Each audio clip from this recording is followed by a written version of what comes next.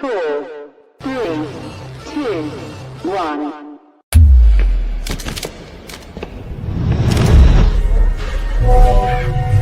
Run that back, Turbo. Hey, what?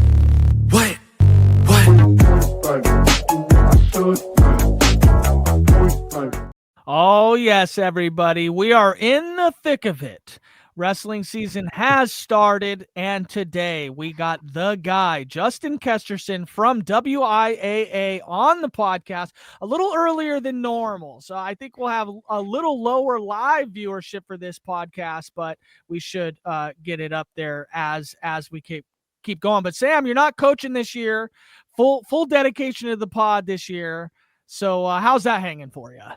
Well, I'm coaching still. I'm a volunteer at Kamiak. But yeah, I'm not a paid assistant anymore. I'm going all in on this and trying to dedicate my time to the network and the thing that you and I started here, Matt. And yeah, I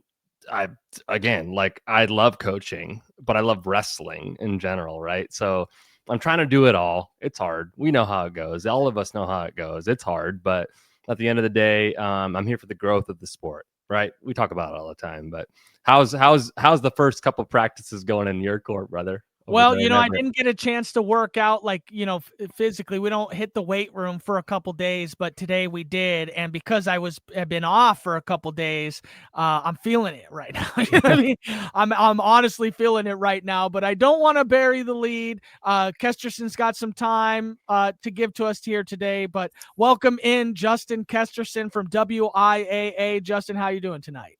Guys, I'm good. Thanks for having me on. I appreciate it and excited to get another season going already. Yeah, we were talking a little bit behind the stage here. Now we locked you into a yearly thing here, and so as people get more comfortable with the fact that you're coming on, the questions seem to have came in a little bit thicker this year. So I got a little bit of it. They're all, respectful about the sport. And I think it's kind of cool because, we've been dropping, rankings are out there. Shameless plug, WashingtonWrestlingNetwork.com. We entered into a partnership with you guys, which that'll be dropping tomorrow, which is really fun. And we really appreciate that. Team rankings dropping tomorrow. And we just appreciate you giving us, the air here, and what's kind of cool is we are the top program, as far as wrestling is concerned. But as WIAA goes, you guys have all sports to kind of filter an umbrella for. And so I just appreciate you being available. This doesn't have to happen, right? And so how do you feel about being available though? Now it's a yearly thing. People are hunting you. They know your name. Is that okay with you? Yeah, no, absolutely. It's exciting. It's totally fine. I mean, I think in the office, especially Mick Hoffman, our executive director, has really taken the approach. We've been in the office together now 7 years. And we've really taken the approach to get ourselves out there to district meetings, on the day-to-day basis with athletic directors, principals, superintendents, and make ourselves available to the membership to really be able to answer questions, to be able to talk things through, to have the conversation so that when we have executive board meetings, that we as a staff can be more informed in those conversations and help the executive board make decisions and kind of lead them in those conversations. And then when you get down into the sports side of things, right, it's important to get out. And for me, it's unfortunate, right, that it's good, but it's unfortunate that the Coaches Association conference for wrestling typically falls at the same time as state cross country, which is the other sport that I oversee. So I enjoy getting out to the conferences to be able to talk and engage with the coaches and hear about, what are the issues that they have and the things that they see and ways to make the sport better. I mean, ultimately, that's what I'm here for, is to help drive the numbers up and help increase the exposure to the sport, increase the participation numbers for the sport, and continue to grow it. So these platforms like this and these opportunities are awesome, and we'll engage with them as long as they work out with the schedule as much as possible. So thanks for having me on. This is great. Yeah, we really appreciate that. And Sam, I'm sorry to cut you off, but when we brought you on last year, I wanted to make a point that we brought on at the time, I felt like he was my friend, Carl Wenham. And he, unfortunately untimely passed away this year, and rest in peace to Carl. He's a wonderful individual, but I call my friend because I had to call him 100 times, it seemed like, and that was kind of why when I had mentioned to Sam, I was like, man, we should have Carl on. And then it was like a conversation. It was just like nobody knew Carl, it seemed like, and I was like, yeah, let's bring, and I was like, hey Carl, what are you feeling? Is, oh yeah, I want to do that, and I was like, oh wow, Carl, like I didn't expect him to be so like forthcoming, with wanting to be on the podcast and everything. And which is kind of cool that we got a chance to do that with him. And Sam, do you have any more to add to that?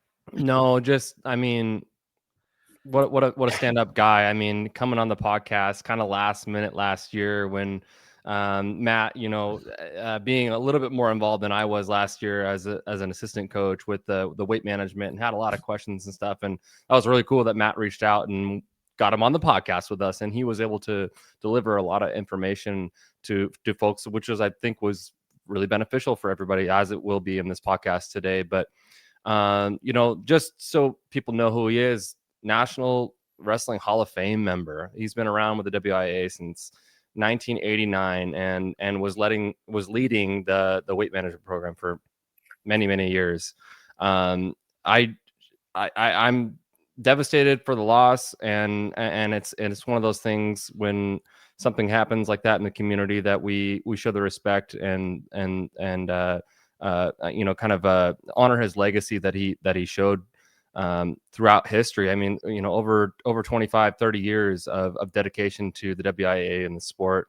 Justin, the floor is yours, man. Like what did Carl mean to you, and talk about a little bit about him and his legacy that he left with the WIAA. Yeah, I'll try to get through it. I tend to be an emotional guy at times, especially when it comes to things like this. So I'll do my best. I think that I found out. I got a phone call from one of Carl's family members the day after that he had passed away, and I was getting ready to leave for a trip with my family on summer vacation to Europe. So not the best timing to get news like that. And I, quite frankly, I was pretty floored. It was probably even harder to just call the tournament management staff that we have, just because I know that their connections to Carl all those years. I mean, as you guys pointed out, right, Carl had been around, involved in the sport of wrestling, for 30 plus, over almost 40 years, or it was 40 years. And just involved in, for a guy that had no wrestling background when he started, to develop that into the career that he did. And as you pointed out, to be a member of the National Wrestling Hall of Fame in the Washington wing is impressive. His dedication to the sport was second to none. And we've got a lot of passionate people in the state around the sport, which is great. It's one of the blessings that I have in terms of overseeing the sport for the association, and getting to meet all kinds of people associated. And Carl had influenced so many people around the state in the sport of wrestling, coaches, athletic directors. Just taking the time, I think, was the biggest thing. The biggest impact that he had was taking the time to educate people, not only on weight management, but just kind of the hows, the whys, where we got to with weight management. And then when it came to the tournament, just his attention to detail, his planning, the forward planning that he had, and always bringing those things. And it always came from the lens of doing what was best for kids, and doing what was best for the sport of wrestling and to grow it. And so it's a huge void that we have in our state this year, and through the weight management process. He's worked alongside Stark Porter for a long time as co-managers or co-directors of the weight management program. And now, Leanne Johnson is kind of filling in to those shoes, and those are big shoes to fill in. And Leanne's great at what she does, but Carl had the time and just took the time and dedicated it to servicing, all of our membership, and making sure that the coaches knew how to do things within the program and within track wrestling, and get everybody set up. And that was invaluable. And he taught me so much in 7 years just learning, the track wrestling program and coming into my role and what did it look like before, and working with Brian Smith and with John Miller and with Jim Meyerhoff and folks like that. I mean, his legacy goes back a long ways and goes through a couple of different people, right, that have overseen wrestling out of our office and just the growth. And so, I mean, his fingerprints are all over the sport of wrestling for this state. It's all over Matt Classic, and it's all over the weight management program. And so he's been sorely missed since June. Absolutely. And, it's tough, but there's a lot of things that he has implemented that have long-lasting impacts, and for that, I appreciate everything that he did for me, but for all of us, really.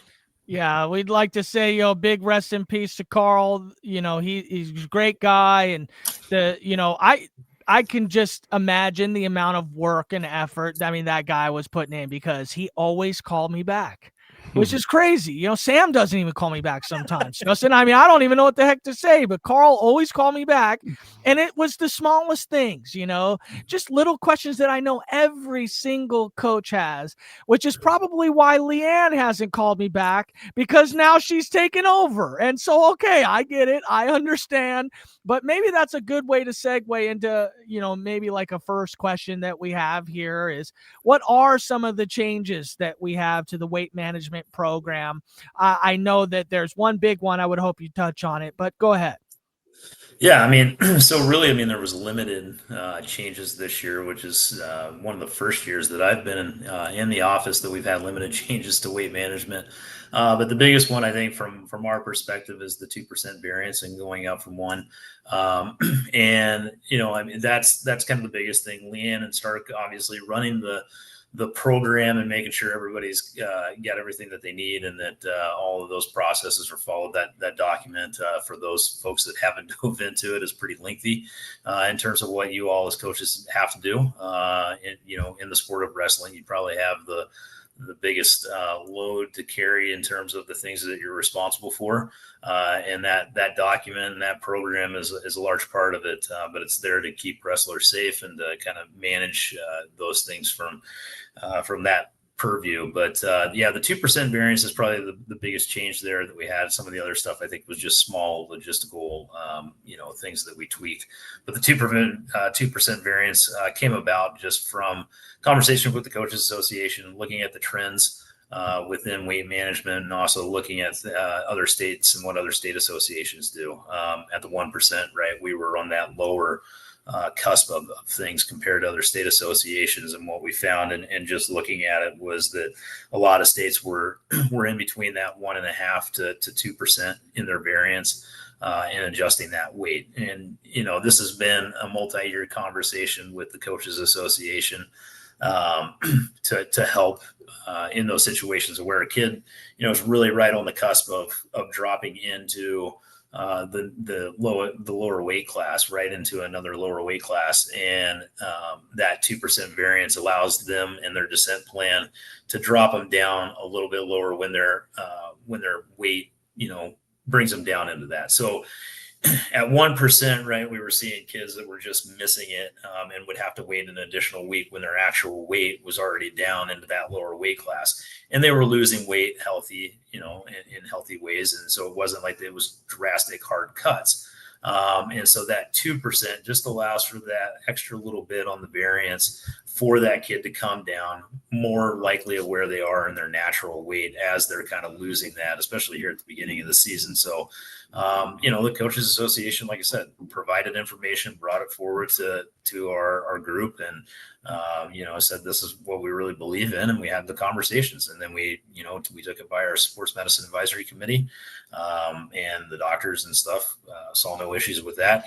It's in line, with the NFHS standards. It's in line with a lot of other state associations, and so we went forward with it. So we'll see we'll see what the data says and see what it looks like at the end of the year.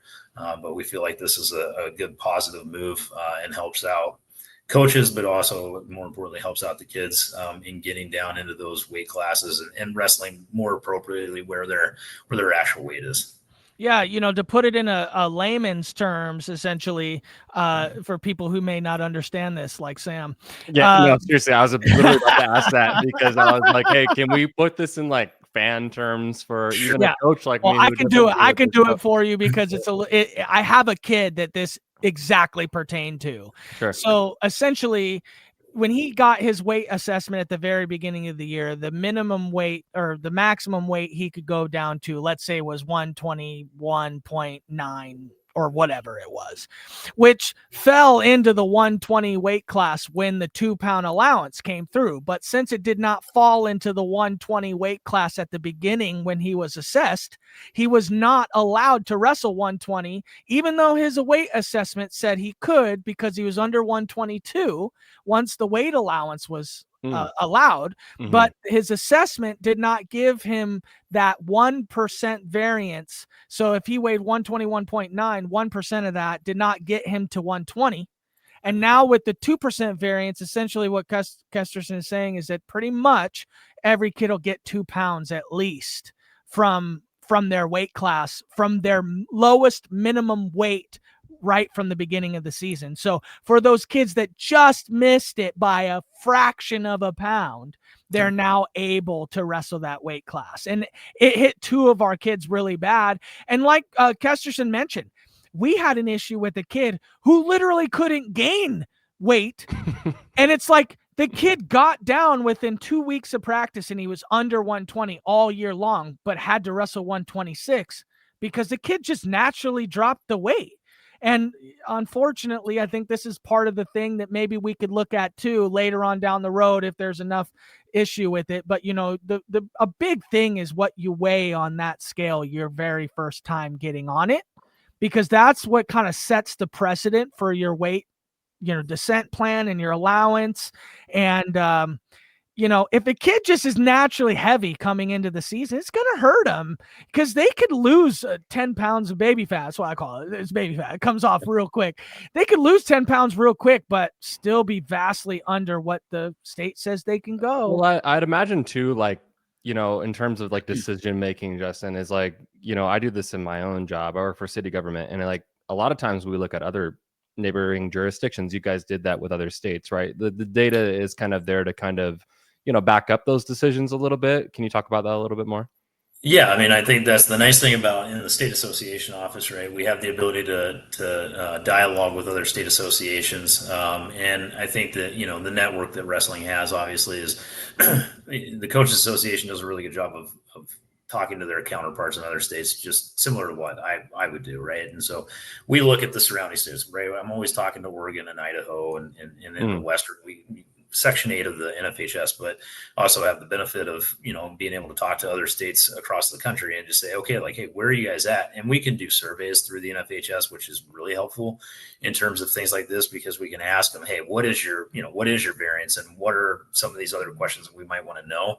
And we can pull the other state associations to get that information to help guide us in some tweaks that we want to make to our policies. And so this is a perfect example of that, of where we looked at it, of what other states are doing, and felt, we're low, right? We have a 1% variance, or we're, I guess, more restrictive.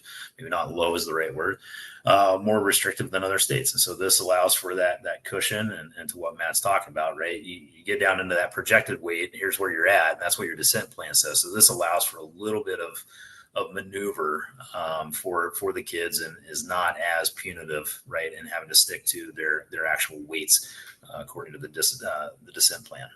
Now, Sam, I'm sorry to butt in because I did have a question that is kind of on this, that came from an anonymous source, Justin Kesterson. Okay, an anonymous source. Love anonymous sources. Now we talk about dialoguing with other states and other associations, entering weights as coaches right after, how many other states do that?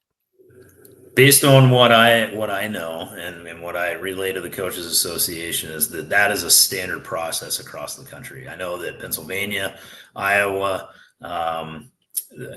there's most of the states down in the South are entering in weights. So when I hear, right, from folks that we're the only ones that do this, or we're one of the few that do this, from what I've been able to gather in the conversations that I've had with other, wrestling people that oversee wrestling within their respective state associations, all share the same information. They are required to wear or enter in their weights. One of the things that I've had conversations with, the Coaches Association about it, I think that kind of gets lost in this is that within Washington, I think if you look at our numbers in terms of what are on the average team, I think we probably have a bit of a higher average for our wrestling programs in the state. A lot of that has to do with allowing two wrestlers in a weight class. Most states, right, are still, you're limited to 14 kids at the varsity level. And we allow for, 28 kids to enter into the state tournament from a team or into a postseason tournament from a team. So you all are working with a higher number of kids that you're taking to varsity tournaments and things like that. And so the question has come up, do we need to enter them in for JV? Well, I mean, from the safety component of the sport and the NFHS rules and everything else that applies, I would say that yes, we'd have to consistently continue to do that. Now we are talking, with the Coaches Association about other ways and viewing other ideas about how weights are entered and when they're entered and kind of give some, a little bit of flexibility to you guys as coaches and how those things would be entered. But those are going to be conversations that we continue to have throughout this season. And then we'll, as we always do, have a wrap up conversation at the end of the season and go back and revisit those things. Yeah, I think the main issue, I guess, isn't so much that we're entering weights. I think it's more about, okay, so who's lying, and how do we, what's the point of lying almost? Because, we have a descent plan. I mean, okay, he's supposed to be here, right? So most coaches aren't like saying, okay, my kid, he's here next week. We're going to wrestle him here this week. It's like, well, if you get caught doing that, like you're toast. Like, but how do you catch him? And I think the plan right now is we're supposed to self-report that we did it. Who's doing that? It's like, because it's like the criminals out there that are trying to skate it also aren't going to be the ones to like say, hey, I'm the one that kind of made the mistake, And so it's like, I don't know if it's, not me specifically, because I don't ever do it. I don't know any coaches who have ever done it, but it's just the thought of like, well, if somebody's going to skate the system, who's going to find out about it? Yeah, and I think that's part of going back to Carl, right? This is part of his, his story, right? Is that he would spend the time to go down through the weigh-in sheets and look at the tournament results and look at the tournament information and the dual match information that would be put into track, and he would find those situations where people were wrestling in the incorrect weight class. And you had kids that were wrestling in lower weight classes than what they were supposed to. And whether that's agreements between two coaches at the weigh-in and they aren't handing in their weigh-in sheets or whatever the situation. I mean, so it's happened to where a kid's in the incorrect weight class. This is where I've been working with track wrestling and trying to get basically alerts that would automatically detect that, right? Yeah, that would be something. And so it's like, if you go in and you're wrestling in a dual match, you have to put in the results. And so if Sam's wrestling in a weight class that he's not eligible for, the system should be able to ping that.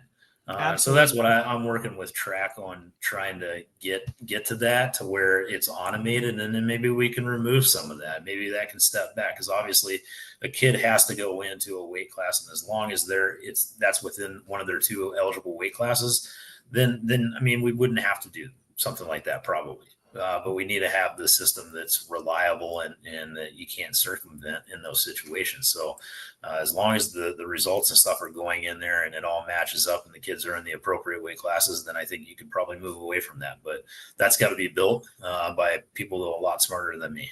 Yeah. No, you're a smart guy. You could probably do it yourself. I don't know. Yeah. Track and flow with the merger this year, you might be the smartest guy on the team over there, so not to down him, but go ahead, Sam. I think we got. Yeah. I mean, like, it's always going to be a work in progress, right? Like, I mean, it's always evolving. I think we've, over the last couple decades, we've made great progress, and like, again, like, I think you're doing a great job, and we'll try and keep championing it, for you, and seeing if there's ways that we can, help you out on that front. But like, this is a good segue to the track and the flow thing, like Matt just alluded to.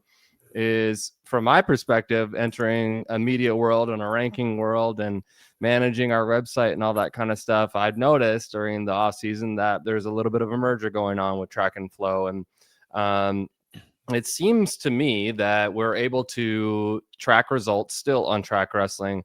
But what I'm finding from like a research perspective on individual wrestlers and stuff is that like a lot of times I'm getting pinged or I'm getting transferred from track over to flow. Do you know anything about that, Justin? Is there anything that you can talk about as far as like being able to like capture results in that sense? What are the changes and stuff that you're aware of when it comes to the track and flow type of merger, if you will, going on? Yeah, I mean, so typically what happens is that Flow ends up being at the national conference for the state association. So every summer, all 51 state associations, the District of Columbia is included in that. That's why we get to 51. So all 51 state associations converge into a central location. We have a national conference for a couple of days, and Flow's typically there.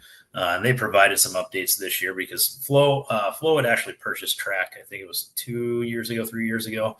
And they were upfront about, this is what our plan is ultimately to run, put everything into one package. And that was kind of their goal was going into this year is to have everything in one spot. So you're right, Sam, that you kind of have the track perspective of the OPC, the event management side of things. And then all of that goes over into Flow from the streaming perspective and the tracking of the athletes and the rankings and all the things that they're set to do. So they have, this year was their year of launching all of this after 2 years of kind of managing the merger, if you will. And so I know that they released a bunch of information over the summer and kind of put it out there. And some of the things that they talked to with me at the meeting was really, their ranking system, right? That now you have the ability to go in and actually look at kids and compare kids and teams and do a full-on ranking system.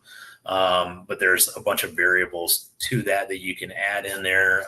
It was a little bit limited, I think, in terms of, when I talked to you guys about your ranking system and why we're partnering with you is that it is so detailed and you guys have a bunch of things that you're looking at that are a little bit different than what you're going to be able to find on the Flow side of things. It's fun from what I've gathered to be able to go into the system and compare those things. So you could compare yourself to guys in your league or girls in your league and in your district and kind of get a sense of that from their ranking system. But they've made updates to the streaming platform. They made updates into their brackets. And I don't get into the weeds because I'm not in that user phase as much, just because with the job and everything else, I'm working more on the track side of things and looking at everything from track, not so much from the fan perspective until I get around Matt Classic. And then I start looking at the features of those things because I'm helping our team get ready with all the streaming stuff that we do and the marketing and screen captures and things like that for matches that, when we get into that kind of that play world of it. So I know that they've done a couple of releases of the features that they've improved upon this year. But it is a big change this year for them and kind of how they're marketing everything and the way that it looks and the branding of it all. So it'll be interesting to see how it goes. And I think the ranking thing for them is a big thing. And I also believe that the connecting of an athlete's profile has gotten better on their end. And so I think it's supposed to be easier to find your wrestlers in the way that you're tracking kids. Grandma, I'll use me, right? Like my mom and dad in West Virginia, right, would be able to track my kid at a tournament a lot easier and be able to find his information through their system, even at the youth level. So I think that's their big push this year. So I don't know too much about it, but I've heard it's supposed to be a much friendlier user interface for all the fans and stuff out there this year. So we'll see how it goes. Yeah, I think it is going to be a better interface for the average viewer. I think the more detailed viewer, besides just understanding the wins and losses in the brackets, it is actually a small bit of a downgrade right now. But who knows? It's obviously evolving over time. Justin, would you say you're a fan of wrestling? I mean, it's nice to have somebody on the inside controlling all athletics, but you are a fan of the sport. Yeah, no, I'm not going to be able to get into all the details about, who's the best wrestler and stuff around the country and things like that, just because, again, this job, right? You're sitting at the 30,000 foot view for a lot of things, but I've been around the sport since I think I started wrestling when I was 6 back in West Virginia, and wrestled all the way up until junior high, and then started becoming more of a runner. But I would go to events all the time. A bunch of my buddies from high school and stuff were wrestlers. So I've been around it. We go to our state tournament in West Virginia all the time. And then ever since I've been out here, it's kind of reignited the passion. When I was an athletic director, just going to going to all of our matches, and then making sure that whenever we had kids that qualified for Matt Classic, that I was down there. It's a spectacle. It's a great event. And I mean, the people that I get to work with in the sport, are tremendous. They're good people at the core of it.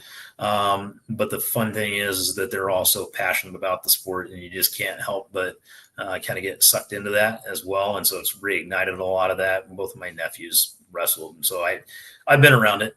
It's a tremendous sport. Well, the real reason I I've been around ask, the reason I ask is I've been told that you were a very helpful pioneer in getting dual team state up and off the ground, and I know that, there could have been a lot of opportunity for you guys in WIAA to be kind of maybe against it or maybe not advocating for it, but I heard you were an advocate for it. So, congratulations on getting that all put together. I know that a lot of people are very, very excited about this, but I want to ask a couple questions I think that generic people might not know about dual team state. So it is not a WIAA event, correct? Yeah, that's correct. And the reason for that is really because no other sport, right, has a individual and a team component that's already associated. So right now, right, we have our individual championships, and then there's the team championship that is at Matt Classic. And so no other sport would have basically a third championship in it. And so I think that, it would provide an opportunity to a sport that doesn't exist for any other sport, especially at the individual level. So I think that there's some components to it. So when we sat down, right, and floated that by the board, there wasn't a lot of appetite for that right now. But the coaches association was great. And we problem solved it. Right. And a lot of this goes to Mick, as well as our executive director, for letting me kind of throw some wild ideas out there and just saying, okay, how could we do this? And we worked with the Coaches Association leadership and just said, all right, I think you could do this within the framework of the season. And just, it would be one outing date for all the teams that are involved. So as long as there's enough information there to get out to the schools ahead of time so that they can plan for that, right, you can get this off the ground. And it's problem solving. There's a passion for it. There's a want for it. And so it's not so much on me. I just help guide them in how we could probably navigate to get it approved, or how to make it work. I mean, it's all on the backs of the Coaches Association leadership and kind of problem solving and figuring out how to get it up off the ground officially. But they've done. I mean, look, your guys' Coaches Association has done a tremendous amount of work on that to get that going, and it's exciting. I think it's going to just drive up the interest in the state, and I'm looking forward to seeing them play out and to hopefully get out to a couple of them, since a few of them are going to be local for me, so it won't be too much driving around. No, that's awesome. I think that as we can continue to develop this, I think it can grow into something really, really, really special. I think it's awesome that we were able to come together this year. Sam, do you have anything else on dual team state? Yeah, we're talking about dual team state. We've been in close contact with the Coaches Association about it. We had a pretty big Instagram post that we put out about the promotion of it and how over 1,000 impressions right off the bat. how it's kind of playing out, where the locations are, what the committees are, how teams are selected for it, and all of that. Justin, do you see this eventually maybe becoming something that the WIAA gets more involved with eventually? Is that like something that like you would like to happen, or is it just like, hey, my hands are tied here on the WIAA side? Yeah, I think that I would never close the door on it as a possibility. I mean, I think that there's always conversations that can be had. And so other states have it, but it's always been ingrained into their makeup and their state events. And so it's just Washington's never had that component of it. It's always been the team aspect is at Matt Classic and on the individual side of things. And so I would never shut the door on it. There's always potential for it to come under as a state association championship. But if I mean, for right now, the way that it's modeled and set up is really ideal, because then you're not putting the pressure on the individual and taking away from the individual tournament, right? So even if you take away the team aspect of the individual tournament, that still has to be wrestled out, right? So you still have multiple days of the individual tournament, and so you're looking at an additional weekend and things like that. So it's got to fit the framework, but I wouldn't close the door on it. I think there's opportunities to be creative about how you can make it work potentially. Yeah, well, this is a first for wrestling this year. It being a first is a huge step, I think, in the right direction, just from fan engagement and all of that kind of stuff. I think it's going to be really exciting to see how it plays out, and we'll learn and we'll grow from it, like we did last year. And that kind of segues me into state last year. We had a lot of changes going into state last year, right? Like our last podcast that we had with you was classification realignment, figuring out if we're going to get enough allocations for small school girls or the 2A girls, which end up did happening. And then just a lot of the logistics and stuff that were going to be at play with state. Talk about some of the changes that are going into the state tournament. Matt and I have our big Tacoma domes in our backgrounds right now. Where obviously that is like where our eyes are. It's where everybody's eyes are as we enter this season going into February. What are the biggest changes going into state this year, Justin? Yeah, I think for us there was a lot of learning that went on, and obviously you're right. There's a lot of changes. The straight to state model that increased the state tournament sizes was huge, and that went to growing. I apologize. I've got dogs and kids running around upstairs, so if you can hear it, I apologize. But lot of changes, but all again aimed at the growth of the sport and to continue to grow it here in Washington, and really just taking the input of the coaches statewide about, hey, how do this is your tournament along with the kids. There's obviously framework that you have to stay inside of, but at the end of the day, this is your event. Like, how do you want to see it grow? How do you want to see it continue on? And like we had really hard conversations, but we learned that you can't have both classifications trying to get in and out of the door at the same time in the parking lot at the same time. So we worked with Tacoma Dome on kind of the ingress egress of the parking situation, and so that feels like that's going to be straightened out this year. One of the biggest changes for the 3A 4As we'll be going off site. Our board approved that for the weigh-ins on the second day. So the 3As and 4As will actually weigh in off-site from the Tacoma Dome to help alleviate some of the congestion. The coaches felt like they needed to get there early, and that's what kind of led to some of the issues in getting in and out of the door. Is that for both day one and day two for weigh-ins? That'll only be on day two. So that'll just be a Friday afternoon situation. And so I just met with all of our tournament managers about an hour and a half before I came on with you guys. And so we need to figure out, we need to finalize the logistics with the venue that we're looking at. It'll be a spot in Tacoma that folks will get to, but it'll also, I think, help alleviate, the Meads and all of the schools on the east side and your schools that are up north that have to check out of their hotels. It gives you less time to have to sit around and kind of figure out what to do with your kids. So the goal will be that weigh-ins will be at 12 at that site. And then that's about a 3-hour, window of weighing in. So, within the structure of the NFHS, right, for our state events, we're actually allowed to adjust the weigh-in times. And so typically, right, it's a 2-hour maximum. 2 hour, yep. Yeah, so we're able to do that within the rules for our state association championships. So we're going to bump that up an hour. So it's actually going to be weigh-ins that are going to be at noon, with wrestling to pick up at 3:15.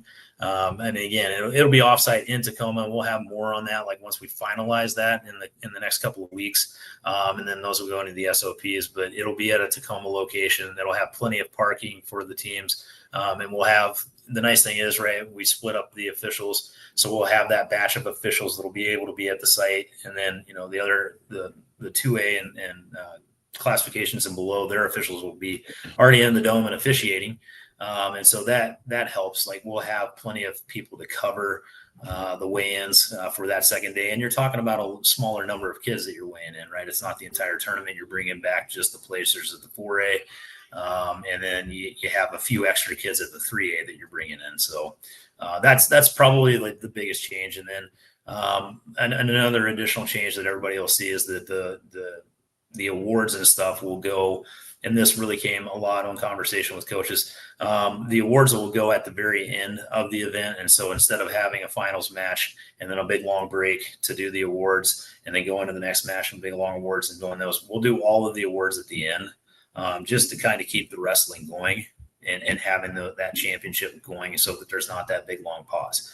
And that, again, like I said, that's a big thing that came out of the post-event survey from coaches last year. Okay, like move everything to the end.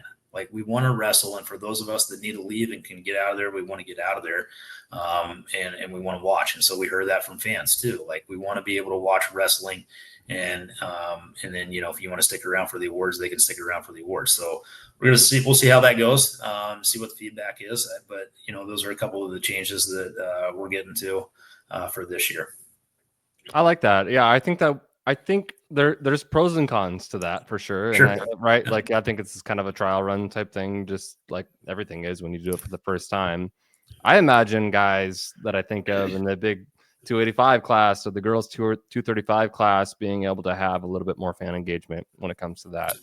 Right. And that's another huge selling point, Sam. I mean, honestly, it was like, is it fair, obviously, to those other weight classes? Like by the time they get in there, people have kind of filtered out, right? One of the other things we talked about is, do we kind of start in a different weight class and give those kids, so do a random draw where we're going to start it, and maybe look at that. I don't think we're there yet. We want to see how this goes, and then maybe that's the next move, right? And just start doing random draws for the finals, and see how that engagement goes. Or shoot, as the sport continues to get good, bigger eyes on like media and stuff like that, why not do what some others do and put your marquee matches at the end? Have everybody, sit around, wait. We know who we're looking for. Put them at the end. And with Leanne, she's great. She's wonderful at making magic like that. And so maybe we can do something like that and have a big finale or something, which would be really, really cool for the viewer.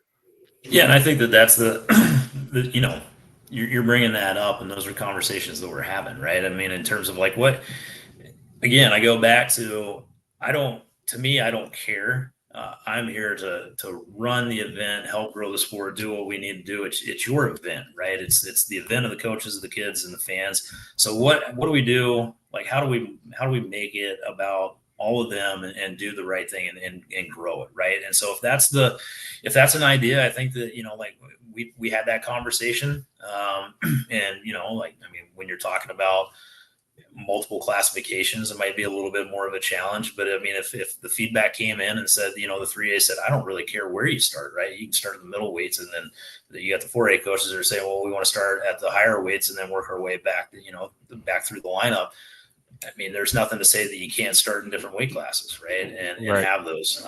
There's nothing that says you can't just stack the lineup, and as long as everybody understands kind of what the lineup is going into the finals, then those are things that you can be talked about. I mean, it doesn't have to be the status quo. It doesn't have to be the same thing year over year. I hear that. It's okay. It's okay to evolve. I think that's cool. And you know what, Kesterson, that's like, it's cool because that's you. That's like, if it wasn't you, who knows what it would be? It might stay status quo, but like, because it's you, because it's us, like we could get there one day, and you get there once, you proof of concept, and boom, like who knows what it could grow into. All right, we got about 15 minutes left for you. Maybe what I'd like to do is kind of hit you with a couple rapid fire questions. Maybe not stuff we need, super long stuff on, but just stuff I wanted to hit just because we only got you for a little bit. Sam, do you have one? I have one more related to the state tournament, and I think I've already talked to Justin about this one a little bit. We mentioned it last year in the podcast, and we were kind of exploring ideas. And I don't know if it's going to come into fruition this year, but man, again, team scores for me was like one of the coolest things. That was this again, huh? Hey, I went to the state tournament as like a 4-year-old because my brothers were way older than me and wrestling there. And man, I just remember a lot of like even the 2A schools. I think it was like Othello and Toppenish, some of them at the time, where the whole fans would stand up when they saw that card change from number 3 to number 1, after a session somewhere in there. Man, I think that the fan engagement portion of it, I think would really hit if we can get something going like that. And we talked about maybe last year, getting some boards back. What are your thoughts, Mr. Kesterson? Can we try and even just a projector? Is there anything that we can do to get team scores posted? I think a lot of these classifications are going to have a lot of contentious. Or on that big scoreboard that's up there, it probably could be utilized. Yeah. Well, I don't think you're going to get that. I mean, no offense, but I don't think you're going to get that scoreboard to be able to project those scores. I mean, it's hard enough to get it to turn on during state basketball. That thing has got a couple of years on it. I do think that there's some possibility that the Dome may be upgrading those scoreboards, though. So depending on what goes in there, right, that might be one thing. Matt, I think I told you this last year, but now knowing that you work for a city government, you just need to go down to the maintenance department and go get some extra wood that's left over for some projects, and maybe we could build some more. But no, that was the challenge of why those have not been around, right? Is that they got old and they're hard to store and all that. So I'll spare you all those details. I will tell you that we're in conversation with somebody about potential like an LED board and a larger one that may be able to project those. So I'm not going to guarantee that we'll have something, but we are looking into some possibilities of upgrading that so that those can be utilized and have those for team scoring. Yeah, that'd be cool. I mean, Sam loves that, clearly. Okay, last things. Are you ready for this, Justin? Yeah, fire away. Transfers. We did it. I'm not totally satisfied with that answer, by the way. But, I am. But what?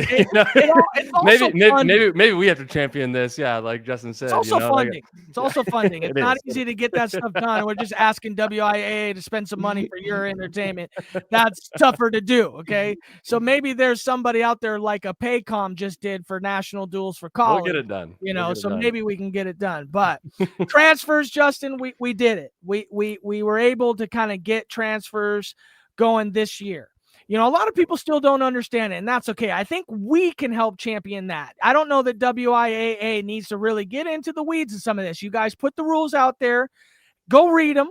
If you guys care about being a transfer student or something like that, you're able to do it now. Simple, easy rule. I think it's a 40% of your varsity lineup has to be sat out, right? I think it's 40% is the number, or yeah, so they have to, if they transfer, they have to sit out 40% of the varsity contest. So they're still able to wrestle at the lower level. I mean, I think the biggest thing in the caution in it is that transfers cannot be for athletic purpose, right? So you can't make that jump straight to another school because they have a strong wrestling program. I mean, and I think that's where a little bit of the misunderstanding at the beginning of the year came from, is that some folks looked at this and said, okay, great, it's an NCAA portal. And that's not what it is. It's strictly for kids who are, in a situation where they're not going to move. They're going to stay at the residence that they've been living at, and they just need a change in venue of academics. It might be a bullying situation that they've got going on at their school. That's what the purpose of that was for,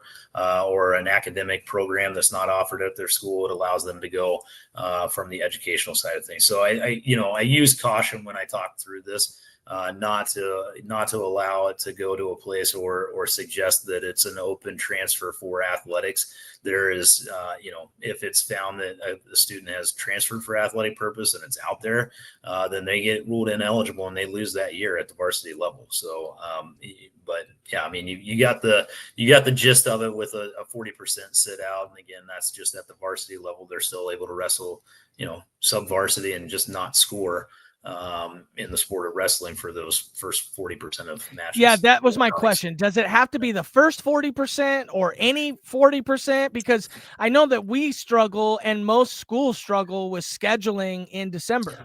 And so 40% means you could get halfway to January before you see a kid being able to be on your varsity lineup. Yeah. So it is the first 40, and it's for that reason, right? Of just like, hey, it's the originally the conversations had been around league competitions. Like you're not gonna, I mean, because really in terms of basketball, football, things like that, the league schedule is really what matters to a lot of sports. Um, I think wrestling would probably be a little bit different in that regard because sometimes it's the invitational tournaments, it's the big ones that you want to make sure you got your kids at, and so it is that first 40% though of your season on your outing dates. And it's outing. So a tournament counts as a one of those 40%. Okay. Yep. And then so going into transfers, this was a big question that was asked by me by a ton of coaches is there any conversation now that transfers are allowed? And I understand what you're saying about if it's found out that you're transferring for athletic reasons, but I mean, we're not idiots, and I'm sure you're not either. I mean, lots of kids are moving schools for whatever reason. I don't care. It is what it is, but now it seems pretty pointless to have this rule of club coaches and high school coaches. Is there any conversation happening about just there's not enough coaches out there anyway. Is there conversation about just letting high school coaches coach at the club level? I mean, I get that. I think the original rule was that we didn't want recruiting to be done because now you have a centralized club coach that may be 20 minutes away and they're the best club in the area. Now they're pulling kids from everywhere. Well, now kids are being pulled anyway. And is there a conversation being had about getting so that coaches can just coach? Yeah, I actually don't know the answer to that. I mean, I assume that there's some conversation. Look, at the end of the day, right? Any rule change that wants to be proposed, right? We're a membership-driven organization, meaning that all of the rules and stuff are written by our member schools, the athletic directors, principals, superintendents, who have you, right? And it goes through that process. Our board can write some rules, but tend to stay away from that. I cannot write a rule, right? I can help write rules. I can and do that, but like if I cannot submit a rule on behalf of our staff, and so those conversations internally for us have been ongoing around like, man, we're getting more questions about it. It's coming up. It's happening a lot more where schools are trying to find coaches, and it's like, hey, we can't do this because this is a club coach. What does that look like? And we have to walk them through. And then you have the balance of, okay, well, that club coach gets paid pretty well to do the club and has, their high school stipend. And so is it worth it for them to go coach at the high school level when they're making the money that they do at the club level? And so those conversations are always ongoing. I think that it's going to take somebody in the membership to write that rule. And I mean, the nice thing is that it only takes 5 schools to propose that, right? So all you got to do is get, one of your ADs on board to write it. And then they just need to find 4 other schools that are willing to support it or willing to sign off on it to get it up as an amendment. I think that it potentially could be coming where you see changes to the coaching rule and changes to the summer rules. But that's going to have to come from the membership, and somebody in the membership is going to have to write that in order. Good to know. I don't Yeah. think most people even knew that 5 schools. I think we could pull that off. So let's get it going. The other thing I got, big issue this year, girls flag football. What in the world is going on? I'm being told basketball numbers are down, wrestling numbers are down. The reason why you don't have football in the wintertime, but now you have girls flag football pulling 40 kids in when wrestling and basketball can't pull 20 in now. Girls are hopping off, going to flag football. Is there any conversation about moving it? I mean, every other men and women's sports share their courts. They share basketball courts. We share wrestling rooms. We share soccer fields or whatever, baseball fields. But football, girls football, boys football should be in the same season. That's at least what I've been hearing from a lot of people. Have you heard about anything like that? I'm sure you have. I mean, it's hurt numbers for girls everywhere. Yeah, I think now you're opening up a bigger, way bigger conversation. I'll try to keep it short. It short. This was so when flag football was being surveyed, when the push started coming, right, the surveys that were out there suggested that the flag football was not going to pull away. any girls, right? Like the girls that were playing flag football at the time were not wrestlers, they were not basketball players, and the like. So, is it going to pull away some? Yes, I believe so. But I'll be curious to see where our girls' numbers are, and then look at that participation level and see if it does drop, or if it maintains, or if we continue to grow. Because the survey data from when this all started doesn't suggest that that's going to be the case, that we're going to lose a bunch of girls to flag football.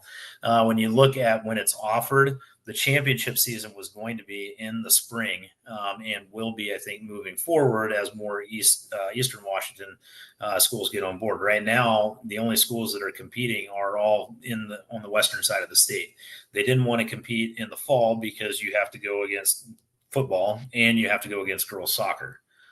So from a field usage standpoint, if you go to the spring, right, you have boys soccer and you have track and field that's going on, and the usage of the field there. So the balance, right, in those conversations, at least in Western Washington and then the leagues that are doing it, is that the fields are more open in the wintertime, and it helps them offer the sport. And, when you look at the offering, the numbers in gymnastics are a little bit lower. Basketball is limited on the number of participants that they can have. It's another offering for them. So there's alternative seasons that are being offered. The championship season was going to be in the spring. And so you have leagues and districts that are making the decision to offer it in the wintertime, because that's when they can fit it into their field space and when for them it made the most sense. So right now it can actually be offered in all 3 seasons, with a championship projected to be in the spring moving forward. This year we'll have it in the wintertime, but moving forward it'll most likely go to the spring. So you might see a shift going forward. I'm not really sure, but I think due to field space and logistics in a lot of districts on this side of the mountains, you'll probably see it stay there. So like I said, I'll pay attention to the numbers in wrestling, and I see what our girls' numbers where they land by the end of the year. Yeah, I think that's good, at least to know that you guys are paying attention to those numbers, because we specifically lost 4 girls. The basketball coach came and talked to us. They've lost girls. And so, yeah, well, and hey, it's the new sport. It's fun. People want to give it a shot and see what it's about. But I can tell you what, if you're 11 years old and you think about what sport to get into, most people aren't choosing wrestling just right off the rip. You know what I mean? It's a big deal, competition wise, it's a big deal. And so I think it's, as long as I think people out there can know that we're analyzing those factors, and to be able to potentially maneuver some of that is nice. The last question I have is on referees. I have been told by a lot of people that we did not have our best referees at the state tournament last year, due to cycle. Most referees associations choose to cycle referees on and off, or whatever they decide. Is anything being done from WIAA to make sure we have the best referees at the state tournament? And I understand that it's tougher to kind of get involved into some of that, but it's also tough to watch some of these matches improperly scored, improperly refereed, when you're coming down to the absolute end of things. And that will be the final question I have. Yeah, no, sure. I mean, I think obviously we would all love for officials to be 100% and bat 1,000 as they go forward. That's obviously not realistic. There are some things I think, again, and a lot of people don't know this, is that the WIA is a completely separate organization from the WOA. So the WOA, which is the Washington Officials Association, oversees all of the officials, and they manage and handle the participation at MAC Classic and who comes, right? And that's through their own assigners groups and at the local level. So the models run similar, but we are 2 separate organizations. And so I can go give my input and make requests and do things with the WOA. They can tell me to go fly a kite, right? And fortunately, we've got a good working relationship with them. And so we've shared the feedback, right, from the coaches. But there are some things that within the local associations, right, in terms of how they rotate through that, and how they bring people back, right? If they continuously just stack the veteran officials year after year, right, it doesn't allow for those younger officials to get the experience and to come up through. So they have their system of how they try to reward that and encourage younger officials to be at the state event, and protect against some of that. But in my understanding is that in the way some of the associations kind of navigated that, they kind of put themselves into a position of where they couldn't put some of their better officials or stronger officials up this year because they'd already worked multiple tournaments. And so with the way that is circulated and the way that works in the WOA, they'll kind of balance that out and get it figured out. But trust me, I talk with the WA on a daily basis, probably the officials group that I work with and on the rules and stuff. They're great. They've heard that feedback, and I think they've taken that back to their board on the wrestling side of things to kind of figure out ways to help with that, while also still, like I said, encouraging younger officials to get the experience to be there, because obviously we always talk about this. Our officials don't get younger, right? And they eventually cycle out. So you want to make sure that you've got a good group of people behind them that can constantly come in and fill in their shoes when they eventually retire and stop officiating to not see that drop off. So, I think that the survey information from coaches was clear, and again, shared those concerns with the Officials Association, and we'll see how it goes this year and continue to provide that feedback as we go along. I think it was important for me to ask that question, but it came in concentrated bulk. So I like to ask that question because I know the answer, right? But a lot of people asking that question think it's WIAA that's got anything to do with it. And so I think it was good. That was a great answer because it has nothing to do with WIAA. And every time I get that question, it's like, these guys are working on stuff that matters, WOA. Well, and also we had to ask too, because like we had a postseason podcast right after state too. And that was probably the hottest topic, right? Sure. Like it was the one thing that was like everybody wanted to talk about. And it wasn't just coaches, it was fans, it was wrestlers, it was everybody. So again, like, thank you for sharing that, Justin. But yeah, go ahead, Matt. All right, Justin. Well, that was it. I thought we did really good on time here. I know we got a track thing that we got going on for all the coaches. So just want to say we really appreciate it. Hopefully we were respectful in some of the questions asked, and we want to keep a very good working relationship with us. So, I will get the questions. I'll do my best to answer them as respectfully as possible. Hopefully we represented the WIAA well. Yeah, no, I like I said, I appreciate it. I love being able to get out into things like this, and I mean, you guys are doing a great job. So we appreciate the partnership. I'm looking forward to the rankings and getting that engagement and seeing that engagement as we go along all season. So thanks for having me on. I'm looking forward to a tremendous season. I'm looking forward to the growth of the sport again and seeing our numbers hopefully continuing to increase. Looking forward to state duel or the state duels from the Coaches Association standpoint and getting to see those.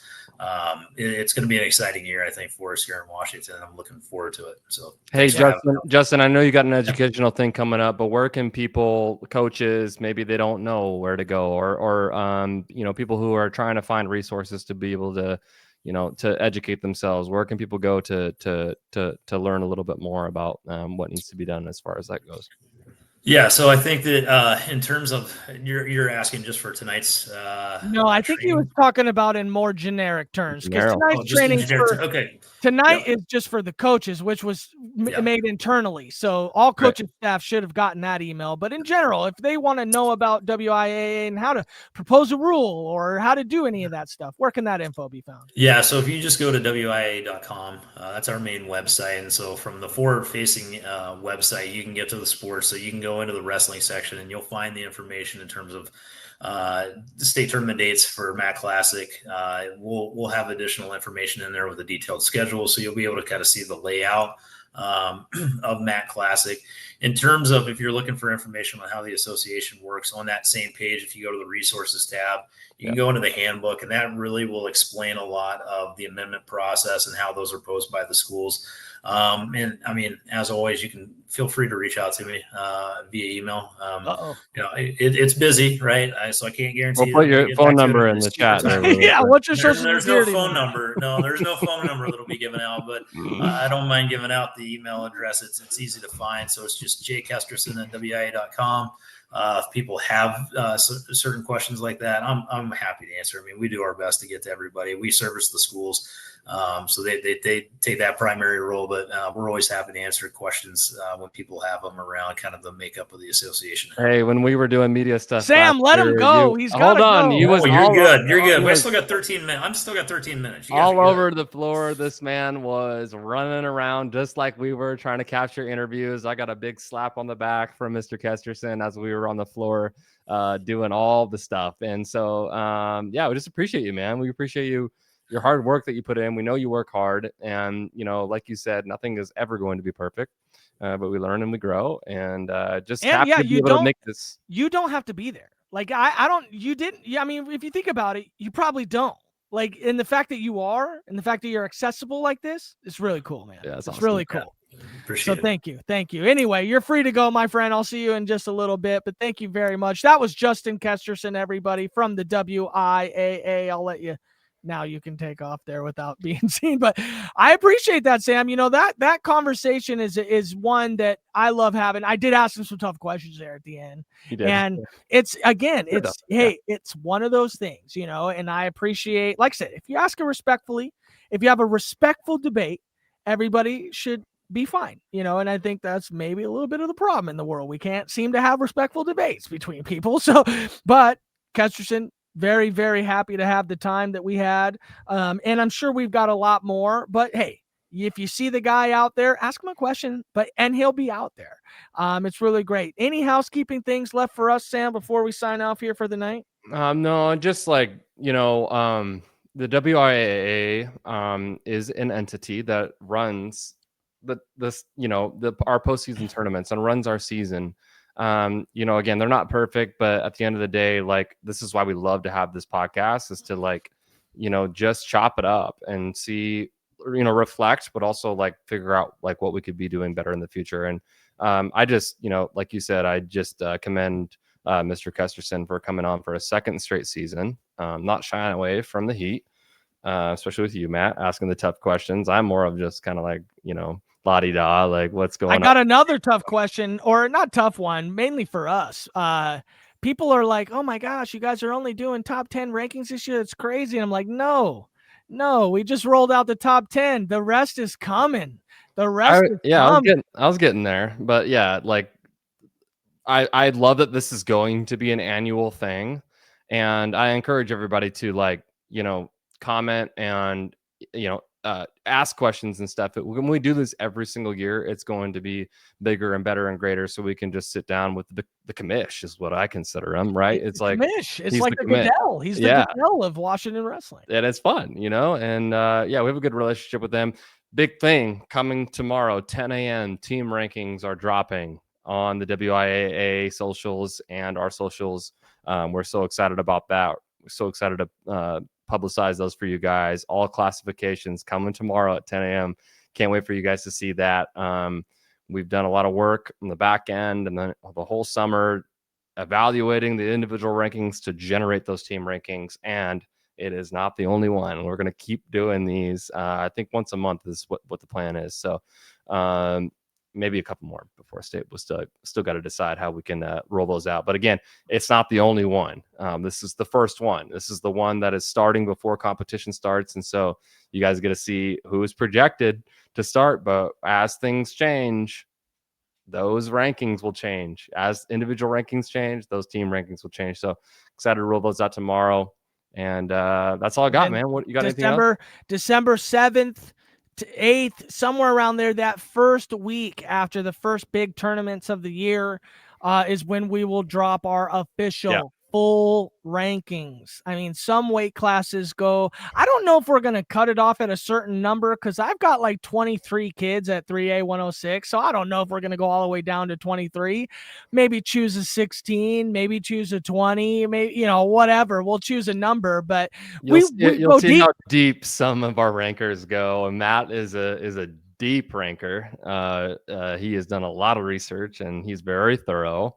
We all have different levels to it. But again, like, we try to be as accurate as possible. And then also on that date, we're going to be dropping all class and pound for pound too. So really fun things coming here in a couple of weeks after Thanksgiving. But man, it's been busy for us. We've got 3 podcasts in the last week here or week and a half here, and we'll get the season rolling. And hope you guys are enjoying the time. But I'm ready to start wrestling, dude, and start watching you guys. Let's go. Yeah, no, it's going to be great. We've already gotten a ton of emails. Hey, this, or hey, you guys should Been look great. after this name. Yes. That's what we wanted. Like, this is it. It's a collective. We want Yeah. the kids ranked that deserve to be ranked. Yes, there's a couple kids that got beat at some preseason tournaments. Yeah. But that's not where our rankings kind of started. Our rankings started mainly from last year at state. That stuff matters. Sure, you lost 5 times, but you placed top 4 at state. That matters. Okay. Top 4 at state, you at the end of the day, you were the dog that came out in that race or that fight. You deserve to kind of maintain your spot to start the year, and then we'll see. And so if you guys find those ranks as they continue, as those win losses happen, please let us know. We're going to be scouring it as best we can, but just really appreciate the involvement from the community. But Sam, I would say that's it. We have no next podcast on the horizon. The next thing we have on the horizon is Edmonds Invite live stream. We will be doing that, and that's just in a couple weeks. But until then, we hope everybody has a wonderful Thanksgiving and a wonderful start to the year. He is Sam Otto. I am Matt Beck, and we will see you guys. 4, 3, 2, 1.